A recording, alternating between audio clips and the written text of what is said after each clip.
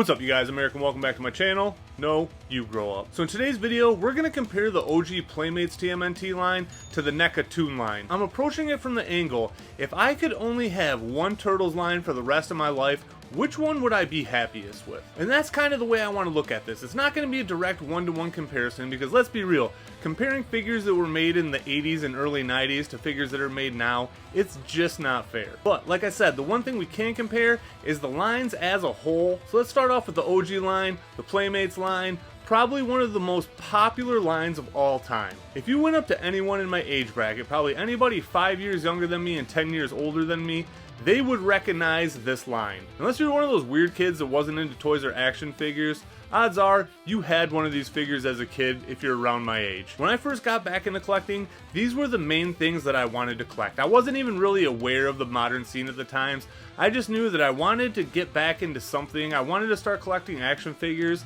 and the Turtles Playmate line is where I wanted to start. It's my favorite childhood line. It's my first love as a toy line. I was born in '87, so right about the time I was old enough to become sentient, Turtles were right there waiting for me. Up until 5 years ago, I wouldn't have even been able to do a video like this because the original OG Turtle line far surpassed every other Turtles line that had ever been out at that time, even the other Playmates lines from the other iterations of the Turtles cartoons. No line has made it to the depths that the original line did.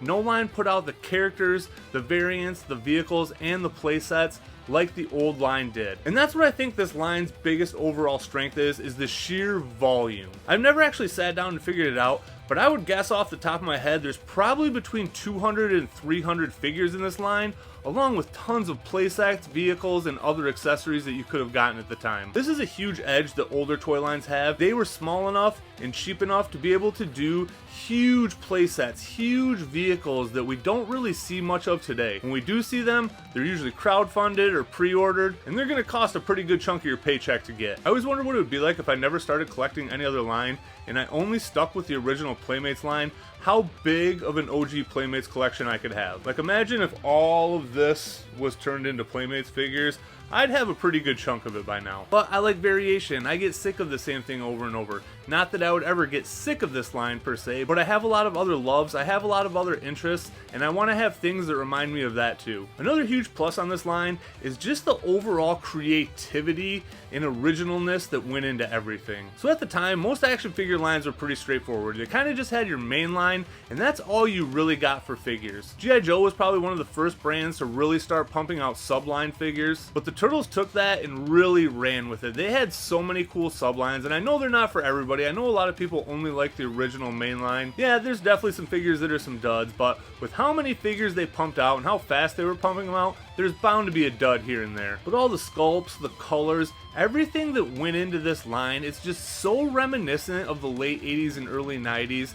And just everything that I think of when I think of that time in my life. Another cool thing about these designs is they weren't really based off anything in particular. They're kind of a mix of the cartoon and the comic, and then eventually they just started doing a ton of original designs as well. So the Playmates line has its own vibe, and if you collect the Super 7 line, that's where they're getting all that from, and that's why I love the Super 7 line so much. If I love it so much, why isn't it a part of this video? We'll get to that when I start talking about NECA figures. And then the last point you definitely cannot overlook when you're thinking about these figures is the nostalgia. And yes, I know some people will tell you that nostalgia makes you stupid, it makes you dumb, it makes you think some things are better than they are, but no fucking doy. Nostalgia is a huge reason why I love all this stuff so much, and I don't have a problem with it. I know that's why I love this stuff, and I'm okay with that. A huge majority of what I do in my life right now is mostly based around nostalgia. The things that I love the most right now is all the stuff that I fell in love with in the early 90s. Turtles, X-Men, Power Rangers, those are all my favorite franchises, and it's because of that nostalgia. I just love that early part of my childhood so much. There was so much awesome stuff going on at the time, so much new stuff to discover, and just looking at all this stuff reminds me of how awesome it was. Jumping over to the NECA figures. The reason I chose NECA instead of Super 7 is because I think the NECA Toon line as a whole is much better than the Super 7 line. It's a lot bigger, there's a lot less repaints, way more original characters are getting put out, and we're getting a ton of figures that we've never even seen before. Towards the Super 7 stuff, yeah, just recently they started doing some original stuff, but for the most part, Super 7 is just better versions of the Playmates figures. And again, I love them, they are some of my favorite figures.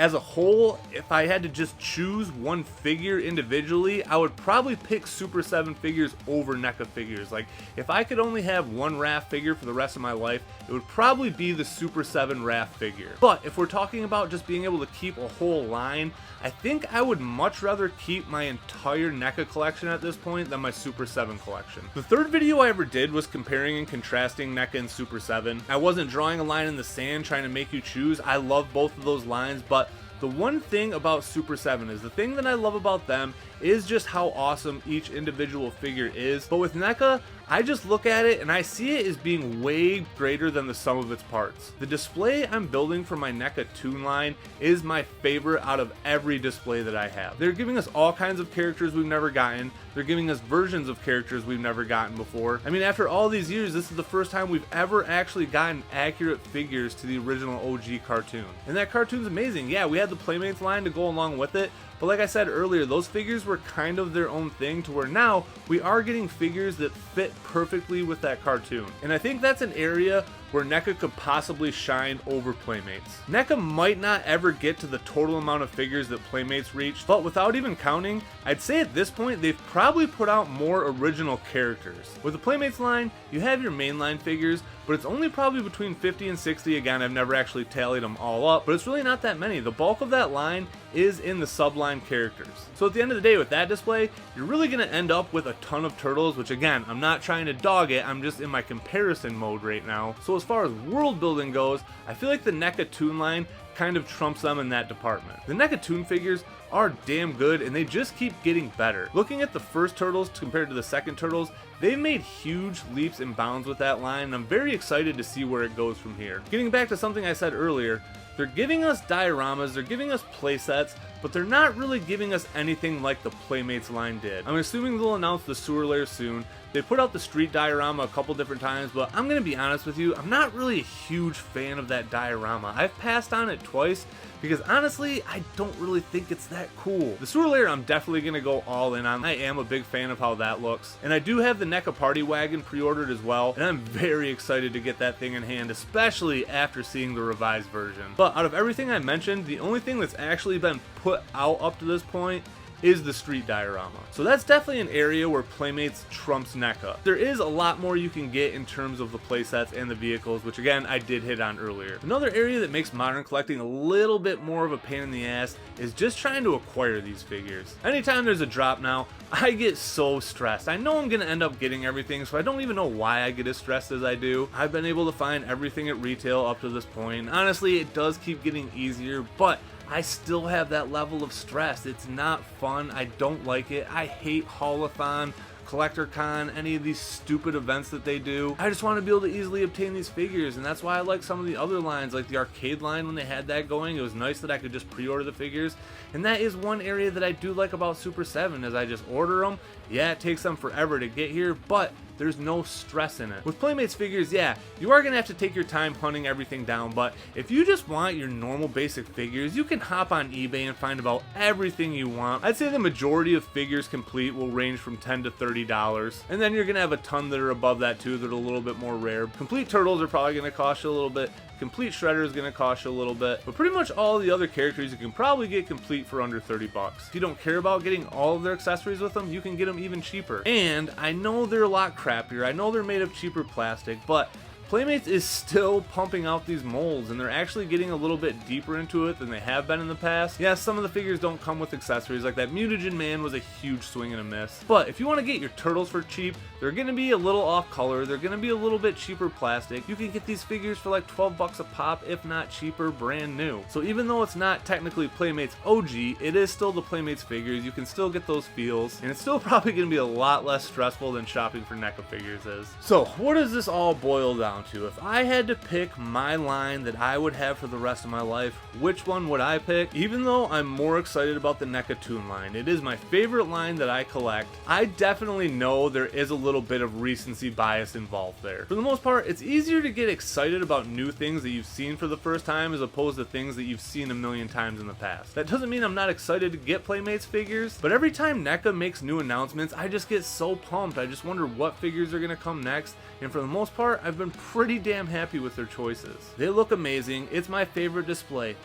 But saying all that, if it came down to it, I think I would go with the OG Playmates line. For me, it really is more than just what they are. It's the memories, it's the nostalgia, it's the everything, and I think it's the most charming action figure line of all time. If you compare the NECA Last Ronin figure to the Playmates Last Ronin figure, that's the best example of that. Clearly the NECA figure is a million times better objectively. It was my favorite figure of last year, which I've actually changed my mind on since then. But the Playmates Last Ronin figure just has that charm that I'm talking about. That scale, that shape, that design, like everything about those OG figures, I don't know, there's just something special about it, and it just can't be replicated with these new figures. Even Super 7 figures that I have just pumped up so much, like, they're still just not the same as those OG figures. I've only ever even seen 2 people with a complete collection ever out of every collection tour video that I've watched in my life, and both those dudes definitely made a shitload of money. So for an average person like me, I feel like it is one of those things that I could keep going forever, and if I ever actually came upon everything loose, then I could just start picking up inbox and carded stuff. So I really don't think it's ever anything that I could complete, and it could keep me happy and hunting for the rest of my life. So those are my thoughts on that. Let me know what you guys think. And again, there is no right or wrong answer. There is no true definitive Turtles line, but I just thought it would be kind of fun to figure out which one I think truly is the best. This is an extremely subjective thing. Like, there is no right or wrong answer. I just thought it would be fun to kind of sit down and compare the two lines and